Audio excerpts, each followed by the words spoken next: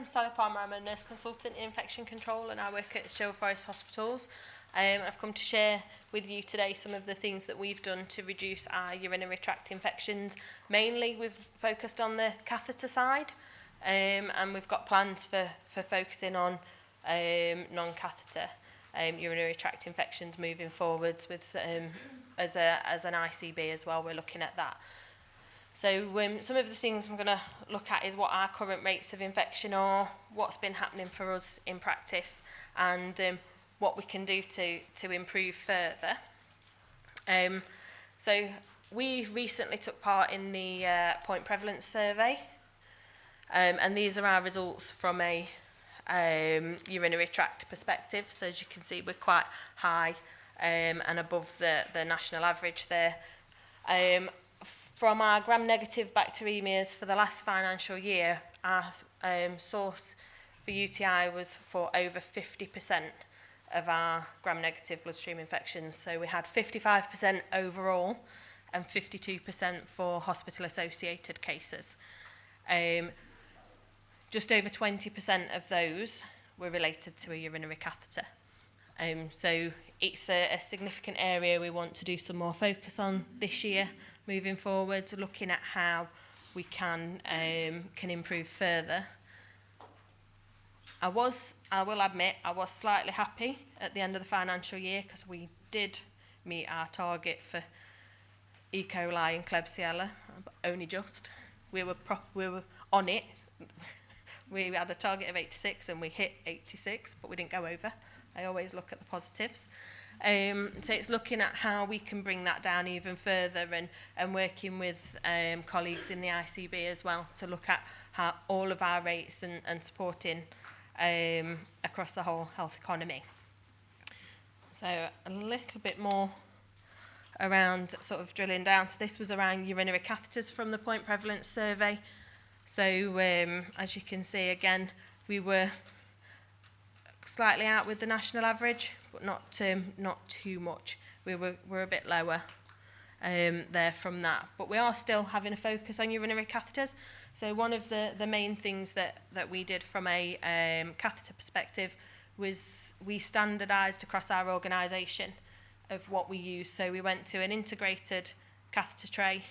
We standardised the types of catheter we use, so we only have size 12s and 14s available on the wards for the departments to use, and they're only short term. They can access everything else, but they have to go somewhere else to fetch them. So they'd have to go to urology or to a stock area rather than just having everything available everywhere. And that did make a massive difference for us. The one thing that everybody liked was having everything in one tray and being able to just go and pick that up. Because before that we had things in 3 different storerooms, and if somebody forgot something, didn't always go back and fetch it. So we weren't always following ANTT. So we were able to bring our QWERTY rates at that time down from just over 13%. So we did some education, it came down a little bit, and then we did the training and implementation for the integrated trays. And after about 6 months, we managed to get our infection rates down to 2% on the point prevalence surveys that we were doing. So we did show a significant improvement, and we're trying to build on that. It's been hard over the last few years, obviously, with different things happening in the world. It's been a lot harder to focus on, but we've certainly got that focus back. One of the things that I was quite lucky was getting an educational grant at the end of last year, and was able to go over to America to visit some hospitals over there to look at how they manage their infection rates, predominantly again to do with urinary tract infections and catheters. So they do things very differently to us. They're monitored in a very different way. They are performance managed on their catheter infection rates. So one thing that struck me in one of the hospitals I went to is that their A&E don't put urinary catheters in. If the patient needs a catheter, that's done on a ward or in theatre. The A&E teams don't do it. They'll use intermittent, but they won't put an indwelling catheter in. So that's part of their policy. It's a 2-nurse procedure throughout, somebody to observe that practice is being followed. They are in 3 days maximum before they're being chased. Can we get them out? Can we get them out? It's talked about on their daily board rounds or ComCells that they have. They have a list of every patient who's got a catheter in, which I found really nice, that they could tell you every patient in their hospital who had a catheter and how long that catheter had been in for and why. And I thought that was, it'd be really good to be able to replicate that within organisations. And I think we're getting there with that, with some of the electronic monitoring and the electronic services that are available. But obviously they have a lot different penalties to us. So they have different drives to reduce their infection rates. And I will say some of their other infections aren't as controlled as ours are, because they've not got that focus on them. And I think we all see that. We tend to see where we've got the focus. So, but they use a lot more intermittent catheters and alternatives to catheters over there. A urinary catheter indwelling is not their first port of call. They will look at everything else first, and it's their last resort. Whereas I do think for us, or at least in my organisation, it's probably our first thought. That's our go-to, is an indwelling. We don't think about the other things. So it's looking at how we can do that moving forwards. So one of the projects that we are currently underway, I don't know if people have heard of Nerve Centre, one of the patient electronic observation systems. So we have that in our organisation, and they have set up electronic monitoring of catheters for us. I'm in live testing next week, ready for it to go live in hopefully at the beginning of May. So any patient who comes in with a catheter, it'll be documented on there, daily monitoring, so there'll be certain questions they have to fill in every day around that catheter, and any insertions will be documented on there as well. And hopefully what we're then hoping to build is each ward will have a daily list of which patients have got catheters in. And our project plan is that after they've had time to embed that, we'll then work with those areas. We've got 3 that have volunteered so far to be pilot areas, to have in their doctor's board rounds, to have that list and talk about catheters for those patients, to try and get them out quicker. Look at why are they in? What was the reason we put it in for? Because I'll be honest, with capacity as it is, patients move around our hospital so much. Some can have had 11 moves during a stay, and when it was put in ED, they may not know why that was, and that's not always, doesn't always follow them. And sometimes the doctors on the final ward may not even know they've got the catheter in. So it's about highlighting those issues, looking at what we can do to get them out sooner, and also I think having an impact from a community perspective, because we'll often send patients home with catheters because we're not sure why they've had them in. We'll say, let them have a trial with that at home, and that doesn't always happen. So we're currently looking at our baseline data to look at, over the last year, how many patients have we sent home with a catheter? Did they need to go home with that catheter? Could we have taken it out earlier? Did the patients get readmitted then with anything catheter related that we could have avoided? So we're doing all of that as the next project, to bring forward some more learning and to look at what we can do. How can we make these changes?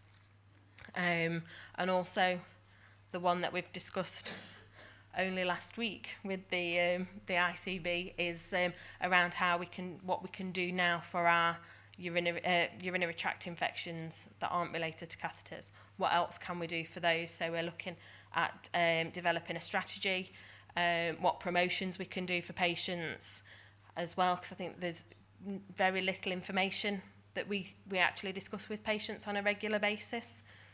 Okay, so there's some of the things that we're going to do in our organisation to try, as I say, to try and bring those results down further. We think we've treated it, but is 3 days long enough? Do we need to be looking at differently? We've been trying a lot of things for a lot of years now, and I did sort of, when I was listening to the professor this morning, I was like, yeah, I need to change my thinking of how we look at urinary tract infections and biofilms within the bladder. That I'd not even thought about that, I'll be totally honest. So there's definitely, I think we've got to start thinking outside of the box. We've got to look at things differently. We keep doing the same things and we make small inroads, but now we need to look at how we can change that further. And as you say, there is a lot of guidance and things out there. There's guidance on to dip or not to dip. So should we be dipping every patient? Certainly not, especially if they've got a catheter in. And again, not sending samples on every patient, specifically if they've got catheters in, they've got no symptoms, things like that. Utilising the diagnostic tools that are available. There's different projects, like I don't know if people have heard of the iHydrate project at the University of West London, so that's available online for people to use just to promote hydration. And one of the other things, groups that I'm involved in on a national level is, I don't know if people have heard of it, is DRIP, so Device-Related Infection Prevention Practice. And I sit on the urinary catheter side of that, so we've got a vascular access and a urinary catheter side to that. And we've been developing now, we started the year before COVID, and then we had to kind of slow everything down once COVID hit, because that was where our focus was. But we have developed, we've got 4 resources that are fully developed, evidence-based resources to support with not utilising catheters, or if we've got catheters in, how we can manage them better. So the first one we did was a quick reference guide. So it's got the different sections. It looks at assessment, insertion, maintenance, removal. These are all available on the internet page that we've got, and they're all downloadable. I don't think they've got any. We normally have them on the BD stand, but they've not got them today because BD offers an educational grant to support with printing these resources off. And unfortunately, mine didn't come in time. I was going to bring some, but they didn't get delivered in time, so I do apologise for that. So we're looking at so we've got a big group of people from acute sector, from primary care. We've got patient representatives on the group as well. We have NHS supply chain on the group as well to put there, because we want to try and get as many people. We've got urology, we've got IPC, we've got continence. So we're looking at a full group of people with lots of different skills to try and bring a more streamlined approach, something that can be adapted to all areas, so it's not just focused on acute, because a lot of resources that can come out sometimes are acute focus. We've tried to look at this on a wider basis. So as I say, this is the first one we did. We've also got this one is for a discharge pathway. So to look at those patients before they come home, do they really need the catheter? Can we take it out? And so that's that one. We also, and the next one we have is an avoiding indwelling catheters. So this is all the or a lot of the alternatives that are available to use instead of an indwelling catheter. And they have all got references on the bottom, but I've had to cut them off because I couldn't fit the picture on so that you could see it. But they have all got references on, and as I say, it's all fully referenced on the internet as well, because we have got our own page, which is drip.org.uk, and you will find all of our resources. The other one that's on there that's fully approved now is we have re-looked at the high impact interventions and the catheter care bundle for that. So that's now been approved, and that is on there. And we do have NHS England representatives on the group as well to support with that. And they review all of the documentation and allow us to use their logo. They endorse this for us.